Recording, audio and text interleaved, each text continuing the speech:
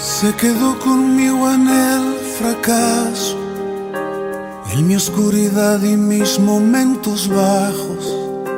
Y a pesar de conocerme tal cual soy, se quedó conmigo y sin reproche. Él me acompañó cuando perdí mi nombre. Entonces, iglesia, cuando tengamos y 2 Corintios capítulo 1 versículos 20 al 22, yo le invito a que nos coloquemos sobre nuestros pies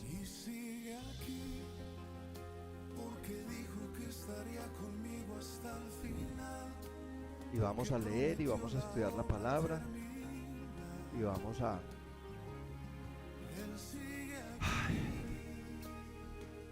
bendecir el nombre del Señor y a recibir su bendición. Dice 2 Corintios capítulo 1 versículos 20 al 22: porque todas las promesas de Dios son en Él sí, y en Él amén, por medio de nosotros para la gloria de Dios, y el que nos confirma con vosotros en Cristo y el que nos ungió es Dios, el cual también nos ha sellado y nos ha dado las arras del Espíritu en nuestros corazones. Padre Celestial, que sea tu Santo Espíritu obrando en nuestras vidas, Rey de Gloria, como te hemos venido orando desde esta mañana en el ayuno, Señor, que seas tú tocando nuestros corazones para que esta palabra penetre en él y la podamos poner por obra, Señor, que termina siendo lo más importante, que nuestra vida diaria vaya ordenada, vaya guiada por tu palabra. Así que yo te pido, Señor, que obres en nuestros corazones para que esta palabra pueda ser guardada y puesta por obra por todos nosotros desde el mismo instante en que tu Santo Espíritu obra en nosotros. En el nombre poderoso de Cristo Jesús, amén y amén. Bueno, muy bien, iglesia. Entonces, hemos venido hablando de varios conceptos que son un poquitico complicados, ¿cierto? En las últimas 3 prédicas hemos venido hablando de conceptos como sin fatiga pero sin descanso, y hemos dicho que el cristiano no sale a vacaciones, el cristiano no descansa, el cristiano tiene que estar permanentemente, tenemos que estar usted y yo permanentemente en un ejercicio espiritual. Algo debe estar haciendo el Señor con nosotros, ¿cierto? Algo debe estar transformando el Señor en nuestros corazones. Y un cristiano, lo hemos dicho, no se puede dar el lujo de estar bien, en el sentido de, no, yo estoy bien, nada el Señor está tocando en mi vida. Si usted y yo como cristianos sentimos que nada el Señor está tocando en nuestras vidas, entonces de verdad estamos bastante mal, ¿cierto? Eso lo hemos dicho. Entonces decíamos que en nuestra vida cristiana es una vida de arduo trabajo, pero que no genera fatiga. O sea, que la vida cristiana no es, ay, sí, no, es que esta vida como está de... No, nuestra vida cristiana es sin fatigarnos, pero eso es ahí,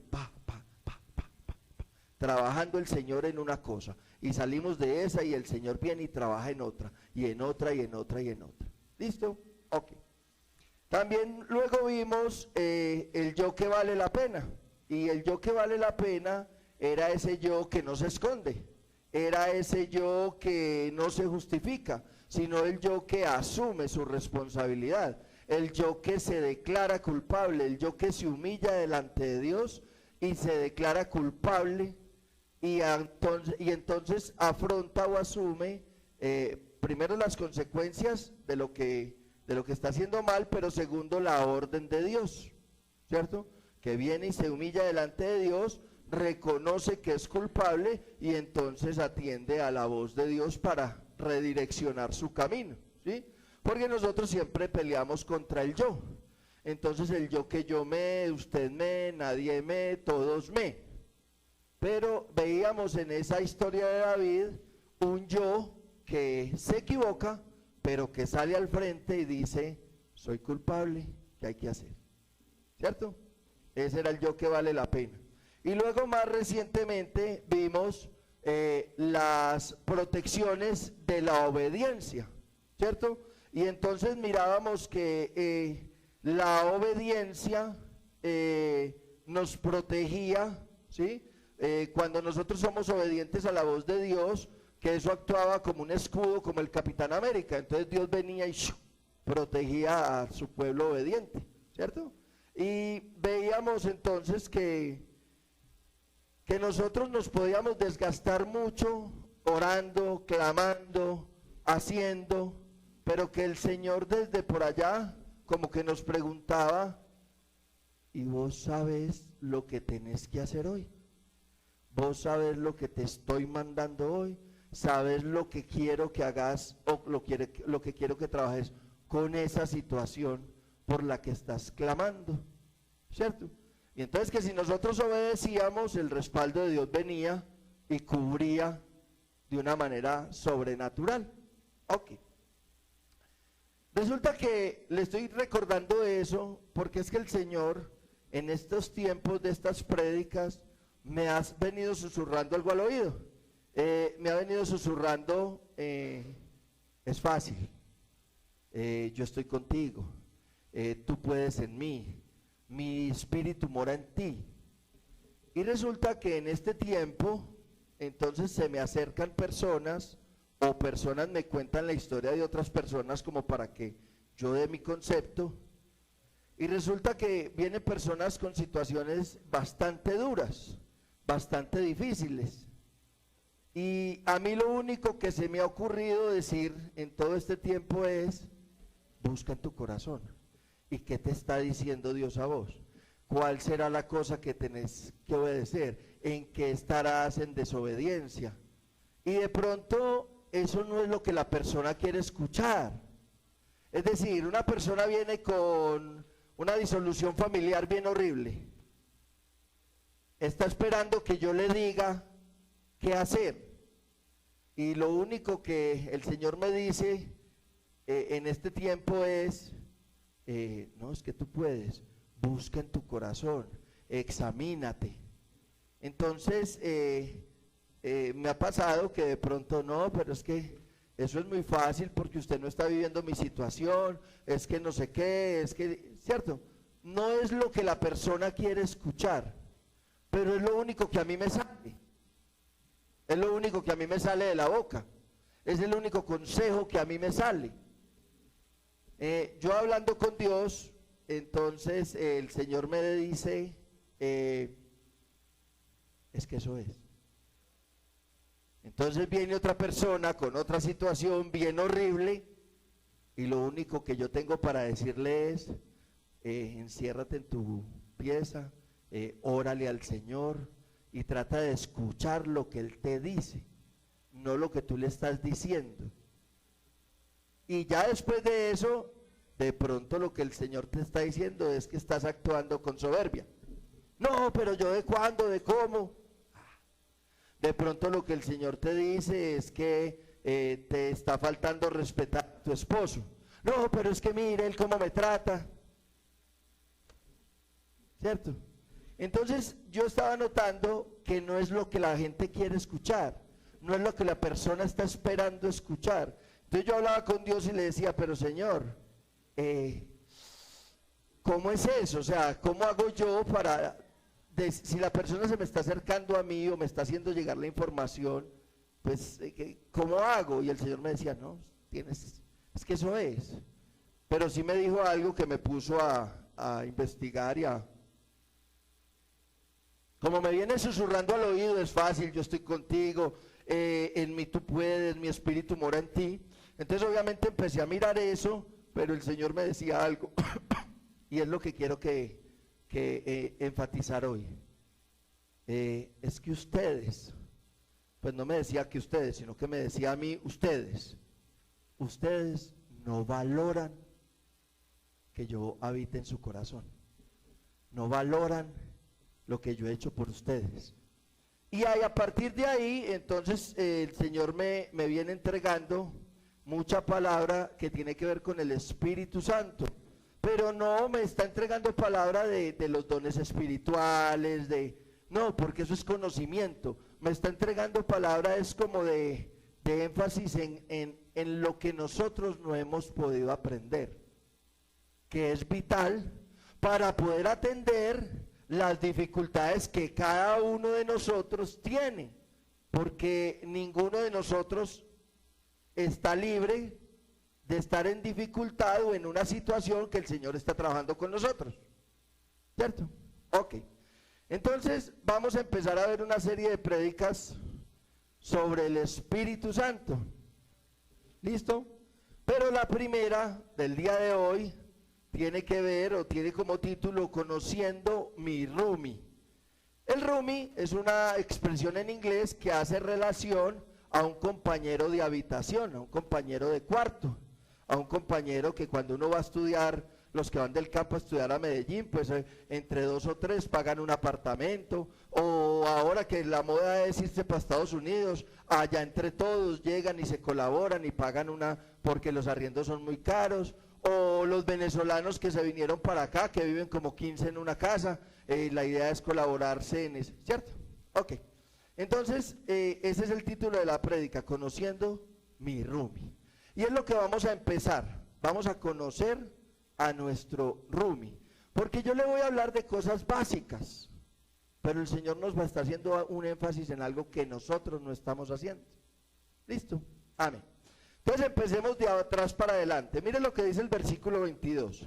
El cual también nos ha sellado y nos ha dado las arras del Espíritu en nuestros corazones. Es decir, nos selló. ¿Qué es un sello? ¿Qué es un sello? Cuando usted ve un papel por allá y eso tiene un sello.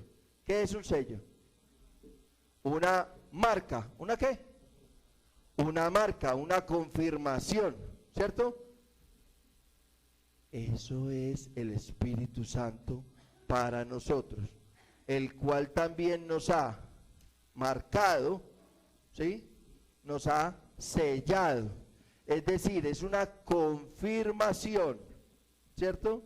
Ok, y dice, nos ha dado las arras del Espíritu en nuestros corazones, y las arras son la garantía, ¿sí? O sea, eso es como cuando usted va a la notaría, no sé, creo que todos hemos hecho vueltas de notaría. ¿Qué tanto le sirve a usted y a mí un documento con firma del notario?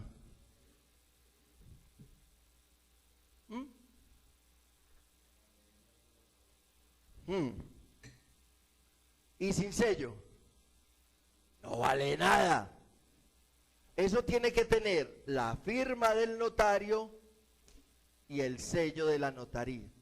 Entonces, iglesia, usted y yo, lo que Pablo nos está diciendo es, usted y yo ya tenemos un sello, tenemos una marca. ¿Y qué marca tenemos? La del Espíritu de Dios en nuestros corazones. ¿Listo? Ok. Ahora miremos cuando uno se pone a mirar ese concepto en el Antiguo Testamento, usted lo puede encontrar por ahí. Vea, Ezequiel 11:19, Ezequiel 37:14, Ezequiel 39:29, Joel 2:28 al 29, Isaías 44:3, Isaías 59:21, Ageo 2:5. Y si quiere confirmación en el Nuevo Testamento, Mateo 3:11, Lucas 24:49, Juan 15:26, Romanos 8:9, Mateo 28. Hay infinidad de versículos previos o sea, en el Antiguo y en el Nuevo Testamento que nos confirman la promesa del Espíritu Santo. ¿Sí? Ok. Y aparte de eso, se ajusta con un para siempre. ¿Sí? Por ejemplo, en ese Mateo 28 al final, id a ser discípulos, y yo estaré con vosotros para siempre. ¿Listo? Ok. Ahora devolvámonos al versículo 20 y al 21, que me encantó porque nosotros siempre leemos este versículo más. Versículo 20. porque todas las promesas de Dios son en el sí y en el amén. Eso está mal leído, ¿sí? Es decir, porque todas las promesas de Dios son en el sí y en el amén. Es decir, lo que Dios está prometiendo es una verdad verdadera, verdadcita. ¿Sí? Usted y yo tenemos que entender que una promesa de Dios es una promesa verdadera, real. Es decir, usted y yo tenemos que creer en esa promesa. Y en este caso nos está hablando específicamente de que el Espíritu de Dios mora en mí, está en mi corazón como garantía o como sello de que soy propiedad de Dios. Amén. Y ese es el punto que usted y yo de pronto no hemos valorado. Y es lo que vamos a desarrollar hoy. Y lo que vamos a desarrollar en el resto de prédicas que salen de eso. Porque es el puntico que usted y yo no hemos valorado. Si a usted y a mí nos preguntan que si sabemos eso, usted y yo decimos, sí, claro, claro, yo tengo el sello del Espíritu Santo, el Espíritu de Dios mora en mí. Eso lo sabemos. Pero nuestra vida corresponde a ese conocimiento. ¿Sí? Y ya vamos a empezar a desarrollar punticos de eso. ¿Listo? Ok. Entonces, tenemos que entender que nosotros, nuestro corazón, entonces es nuestro corazón de naturaleza humana. Pero acá nos está diciendo el Señor, versículo 21, y el que nos confirma con vosotros en Cristo y el que nos ungió es Dios. Es decir, aquí nos está primero diciendo que Él es garantía de verdad, que el que hace eso es Dios y que nos selló con su Santo Espíritu. Entonces por ahí usted se encuentra en 1 Corintios 3:16. ¿No sabéis que sois templo de Dios y que el Espíritu de Dios mora en vosotros? ¿Cierto? Amén. Entonces, vamos a empezar a desarrollar ese puntico. El Espíritu de Dios mora en nosotros. Amén. ¿Cierto? Y nosotros estamos contentos ahí por eso. Ok. Eso es lo que se llama que nosotros poseemos naturaleza humana por ser seres humanos, pero cuando yo creo en Cristo como el único Señor y Salvador de mi vida, ya sobre mí viene el Espíritu Santo y eso me da una naturaleza divina. Es decir, en mi corazón cohabita mi naturaleza humana con mi naturaleza divina. Compartimos cuarto, es decir, ese es mi roomie. En mi corazón habita Dios. Yo no sé si usted eso lo ha impactado alguna vez en su vida, pero yo haciendo este estudio volví y decía, wow, es que Dios habita en mi corazón, un corazón que no creía en Dios. ¿Sí? Un corazón que cuando joven no creía en Dios. Un corazón que cuando joven cuestionaba a Dios. Y hoy yo puedo declarar con toda certeza, el Espíritu de Dios mora en mí. Entonces analicen cada uno de ustedes, en cada uno de ustedes, si eso no le hace decir, wow, Dios habita en mi corazón. Dios mora en mí. ¿Sí? Si eso todavía no le sorprende ni le emociona, entonces en Mateo 27:46 dice, Dios mío, ¿por qué me has abandonado? ¿Por qué fue que Dios abandonó a Jesús en ese momento? ¿Por qué fue que Dios abandonó a Jesús en ese momento? ¿Cómo? Por el pecado que él estaba cargando de la humanidad, ¿cierto? Y él tenía una función, tenía que ir al Seol, ¿cierto? a arreglar sus asunticos con el enemigo, ¿sí? Y tenía que resucitar y derrotarlo. Ahí Dios lo abandona. Es decir, pregunto yo, ¿Dios tiene alguna relación con el pecado? Para nada, ¿cierto? Ok. Si usted mira en Génesis, por allá el capítulo 1, creo que es el versículo 3 o el 4, dice, separó Dios la luz de las tinieblas. Es decir, nada tiene que ver la luz con las tinieblas, salvo que venga la luz y destruya las tinieblas. Pero una relación entre los dos no hay. ¿Listo? Ok. Entonces ahora sí le vuelvo a hacer la pregunta. ¿Y a usted no le impacta que entonces el Espíritu de Dios more en mi naturaleza humana, en mi naturaleza pecadora?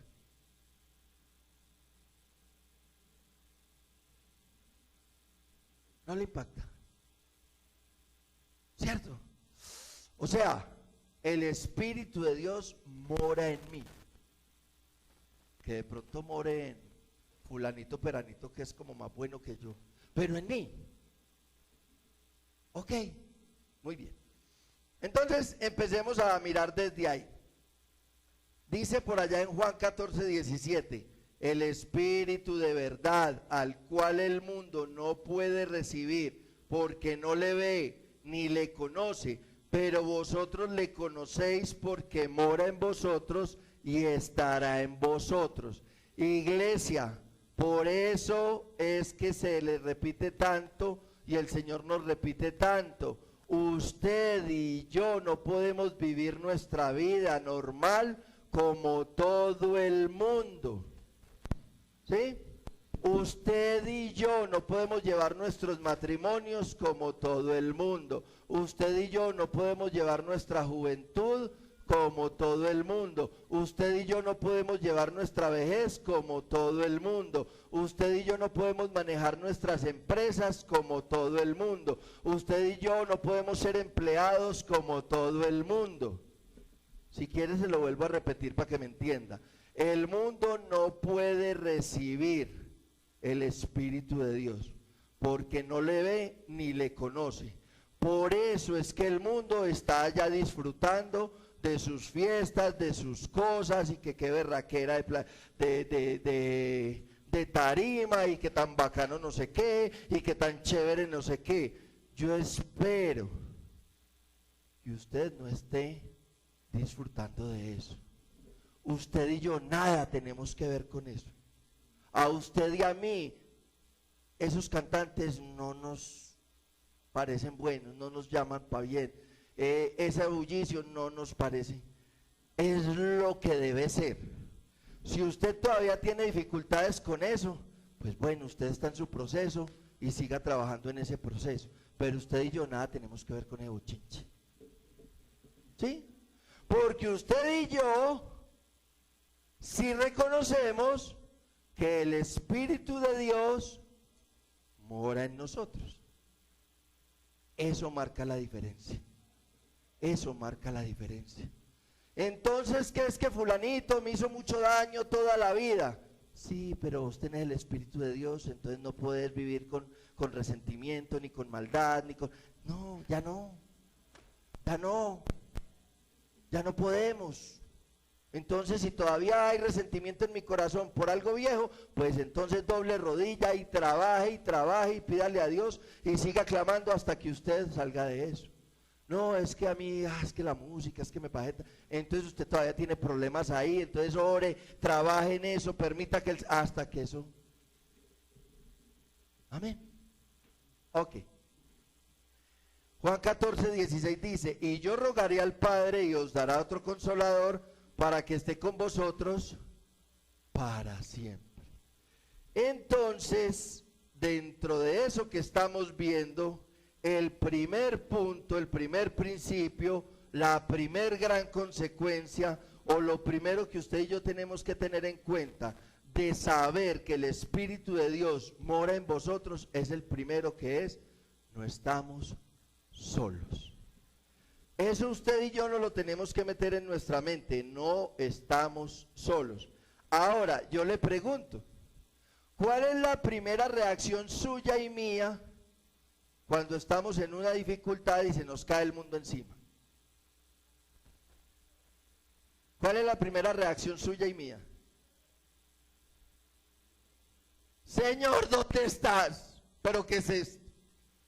Ay, es que nuestra primera reacción es, estoy solo.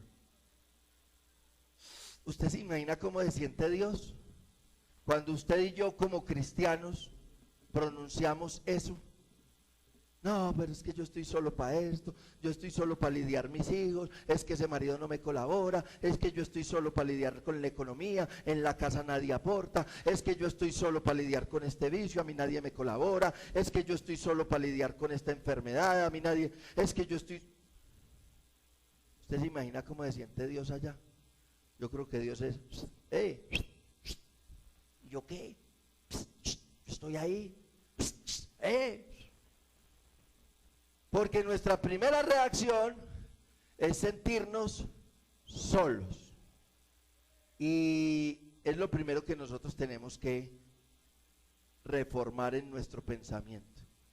Por muy difícil que sea la dificultad por la que yo estoy atravesando, mi primer pensamiento, mi primer conciencia tiene que ser, yo no estoy solo en estas. Yo no estoy solo en estas. Ahora bien, ¿sí? Retomando un poquito la prédica pasada, Proverbios 2:3, si clamares a la inteligencia y a la prudencia dieres tu voz, es decir, yo no estoy solo, listo, bacanísimo, ya lo entendí, pero ¿para qué no estoy solo? Para tener intimidad con Dios. Decíamos en la prédica pasada en este versículo, yo soy clamando, Señor, pero ¿por qué esta situación? Padre Celestial, no sé qué hacer, es que me siento muy solo. Señor, es que ayúdame, quítame esta enfermedad. Señor, quítame esta situación económica. Señor, compón a mi esposo, dale un nuevo espíritu a mi hijo. Y el Señor allá es, ¿y vos sabés lo que tenés que hacer hoy? ¿Y vos sabés lo que te estoy mandando con esa situación? Es decir, yo tengo que entender que yo no estoy solo, pero para desarrollar una relación con mi compañero de cuarto. Yo no sé si usted ha vivido con un compañero de cuarto o si ha visto películas. Un compañero de cuarto es para hablar desde las 9 o 10 de la noche que uno llega de la universidad hasta las 2 o 3 de la mañana. Y imagínate que no sé qué, y contame qué hago. Ah, no, entonces haga esto. Ese compañero de cuarto en esos 2, 3, 4 años de universidad se vuelve para uno vea. ¿Sí? Para eso es que yo no estoy solo. El Señor nada tiene que ver con el pecado, pero es que Él habita en nuestro corazón precisamente para tener una relación íntima con nosotros y poder ir sacando lo que estorba, para Él ir acomodándose mejor, para Él ir llenando más espacio. Entonces, yo no estoy solo, pero eso tiene que ir encadenado con, tengo que tener intimidad con Dios. Y tener intimidad con Dios es, o tener una comunicación es, tú hablas, yo te escucho, yo hablo, tú me escuchas. Es de allá para acá y de aquí para allá. ¿Sí? David, por ejemplo, en Primera de Crónicas 21:17, en Segunda de Samuel 5:19, en Primera de Crónicas 14:10, David dice, dijo David a Dios. Entonces consultó David a Jehová. David consultó a Dios, ¿cierto? Es decir, David sabía que no estaba solo, y usted cuando lee los salmos y lee, David es un tipo que sabe que no está solo, pero que sabe que no está solo para tener intimidad. Porque Saúl, en Primera de Samuel 14:37, en Primera de Samuel 28:6, en Primera de Crónicas 10 del 13 al 14, Saúl también consultaba a Jehová. Pero ¿sabe qué es lo impactante de eso que le estoy diciendo, de tener una intimidad, una relación con mi compañero de cuarto? Cuando usted lea esos versículos, a David, Jehová siempre le respondía: Señor, ¿y me vas a dar esto? Claro, mijo, hágale. Coja 300 soldados y hágale. Coja 500, que va a llegar al valle de no sé qué, ¿verdad? Preciso. David hacía tal cual el Señor le decía. Pero ¿saben una cosa? Ahí en la palabra dice que a Saúl el Señor no le respondía. Y a mí eso me arrugó el corazón, porque es de lo que hemos estado hablando. Yo me paso aquí: Señor, es que esta situación, es que mira, que no sé qué. Y el Señor allá es como calladito, como: busca lo que te estoy mandando a hacer, busca lo que te estoy diciendo, mira lo que... Entonces, lo que yo les decía al comienzo, que se le vuelve a uno para un problema, se le vuelve a uno un problema cuando la gente quiere escuchar algo y uno lo único que tiene para decir es esto. Mira en tu corazón, ¿qué te está diciendo Dios? De pronto, ¿qué estás desobedeciendo? Mira que estás actuando en soberbia. Mira que es que esto es pecado. Mira que es... Y usted de pronto queriendo escuchar algo, y lo que está escuchando es... Ya estás escuchando a Dios. Resolvelo vos con Dios. ¿Qué te está diciendo Dios a vos? Es que vos sos el que tenés que tener relación con Dios. ¿Por qué? Porque en vos también está el Espíritu de Dios. En vos también habita el Espíritu de Dios. Es decir, vos también tenés el mismo compañero de cuarto mío. Entonces, la idea de esto es: yo tengo que tener intimidad con ese compañero de cuarto.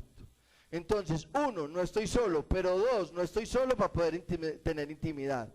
Y vamos para el tercer punto de hoy. Hechos capítulo 1, versículo 8. Pero recibiréis poder cuando haya venido sobre vosotros el Espíritu Santo, y me seréis testigos en Jerusalén, en toda Judea, en Samaria y hasta lo último de la tierra.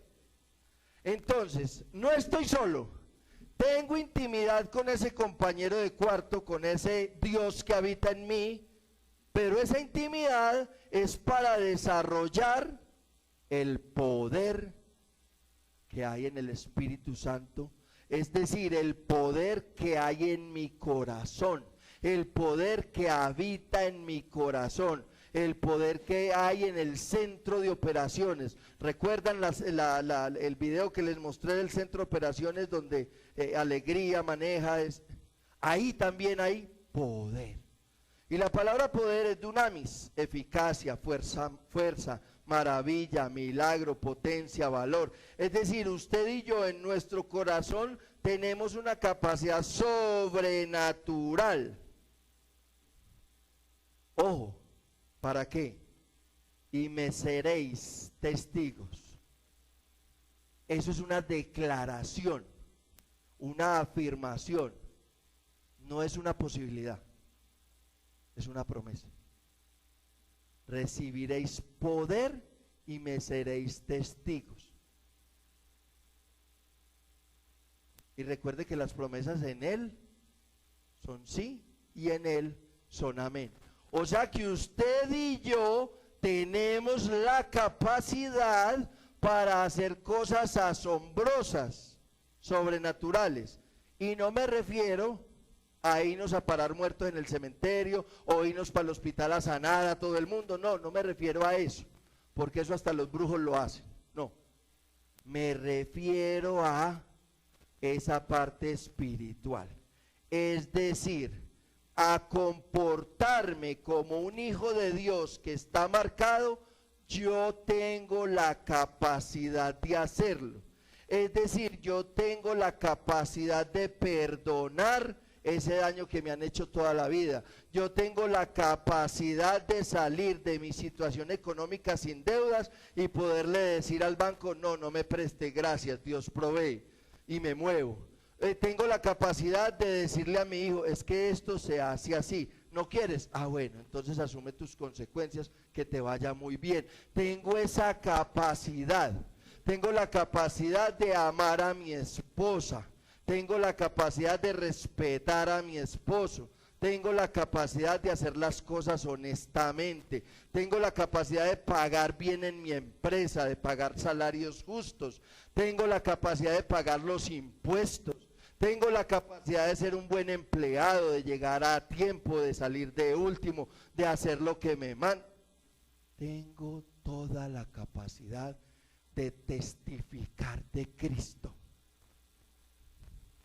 Es decir, ya estoy revestido de lo que necesito para que por donde yo ande, en lo que yo esté, la gente vea a Cristo en mí. La gente crea en Cristo en mí. A través de mi vida diaria, tengo el poder, tengo la capacidad. Porque es que ese poder no es para otra cosa. Y me seréis testigos.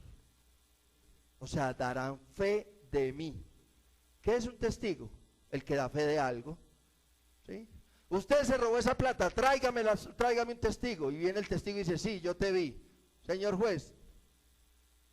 El juez dice, vea, este es el ladrón. ¿Por qué? Porque es que este testigo, eso es ser un testigo. Dar fe, dar cuenta. Entonces los demás se dan cuenta que Dios existe, que Cristo es real, que el Espíritu de Dios habita en un ser humano a través de mi vida, porque tengo el poder. A partir de esta primicia, en una siguiente prédica empezaremos a hablar de lo que significa tener ese poder.